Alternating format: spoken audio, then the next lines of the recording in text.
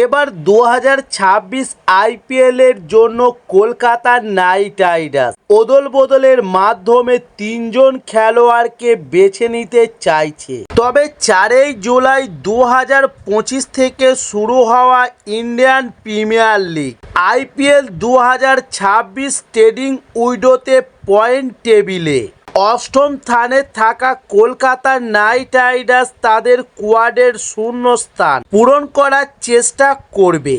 এটি করার জন্য তারা ট্রেডিং উইন্ডোয়ে যে 3 জন ক্রিকেটারকে সই করাতে চাইছে তাদের মধ্যে একজন হচ্ছেন অভিষেক প্যারেল। তবে দিল্লি ক্যাপিটালসের হয়ে অভিষেক প্যারেলের মৌসুমটা খুব একটা ভালো কাটেনি। তিনি 13টি ম্যাচে তাদের দলের হয়ে মাত্র একটি 50 করেছেন। তবে কেকেআর একজন ভালো ভারতীয় উইকেটরক্ষক ব্যাটসম্যানের খোঁজে আছে।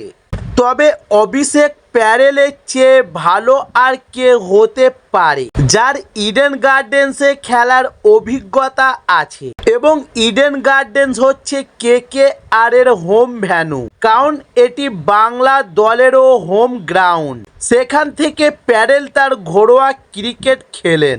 তাই অভিষেক প্যারেলকে কলকাতা নাইট রাইডার্স দলে নিলে 2026 আইপিএলে কলকাতা নাইট রাইডার্সের ব্যাটিং অর্ডার আরও শক্তিশালী হয়ে উঠবে এবং 2 নম্বর ক্রিকেটার যাকে কলকাতা নাইট রাইডার্স দলে নিতে চাইছে আর তিনি হচ্ছেন প্রিন্স যাদব।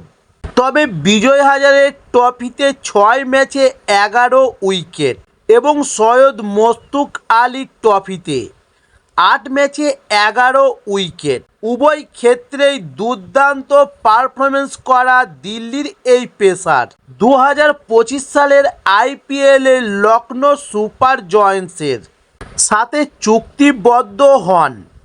তবে প্রিন্স যাদব ফ্র্যাঞ্চাইজির হয়ে মাত্র 6 ম্যাচে বোলিং করেছিলেন, যা অপ্রয়োজনীয় ছিল। তবে কলকাতা নাইট রাইডার্স এমন একজন ভারতীয় পেসারের অভাব রয়েছে যিনি উইকেট নেওয়ার ক্ষেত্রেও দুর্দান্ত বিকল্প হতে পারে, যেখানে হর্ষিত রানা এবং ভৈরব আরোগ্যর মতো বোলাররা রয়েছে কেকেআর এর কাছে। তাই এবার প্রিন্স যাদব এলে কলকাতা নাইট রাইডার্সের বোলিং ইউনিট আরও শক্তিশালী হয়ে উঠবে এবং 3 নম্বর যে ক্রিকেটারকে দলে নেবার চিন্তাভাবনা করেছে কলকাতা নাইট রাইডার্স আর তিনি হচ্ছেন রাশিকদার।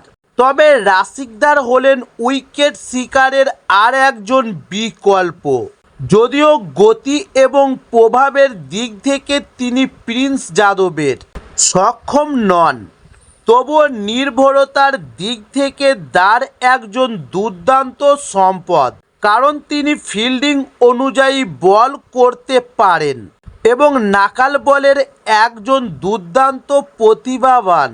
তাই কেকেআর যদি অ্যান্ড্রু রাসেল ও সুনীল নারিন এবং বিদেশি 2 ব্যাটসম্যানকে খেলানোর সিদ্ধান্ত নেয় এবং একটি ভারতীয় পেস বোলিং আক্রমণ নিয়ে যায়, তবে তিনি তৃতীয় পেস বিকল্প হতে পারে কেকেআর এর জন্য।